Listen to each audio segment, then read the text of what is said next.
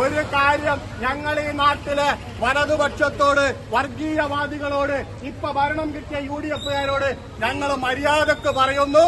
ഈ കേരളത്തിലെ നല്ല രാജ്യത്തെ ഈ പാർട്ടി എന്ന് പറയുന്നത്, അധികാരമുള്ള സമയത്ത് ഈ പാർട്ടി എന്ന് പറയുന്നത് യൂണിഫോമിൽ കയറിയ അയ്യപ്പൻ നായരാണെങ്കിൽ, അധികാരമില്ലാത്ത സമയത്ത് ഈ പാർട്ടി എന്ന് പറയുന്നത് മുണ്ടൂർ കുമ്മാട്ടിക്ക് ജന്മികൾ പാണ്ഡികളെ ഇറക്കുമായിരുന്നു സഖാക്കളെ തീർക്കാൻ. ആ സഖാക്കളെ തീർത്ത മുണ്ടൂർ മാടനായി ഈ പാർട്ടി മാറുമെന്ന് ഈ നാട്ടിലെ വലതുപക്ഷത്തോട് ഞങ്ങൾ പറയുകയാണ്.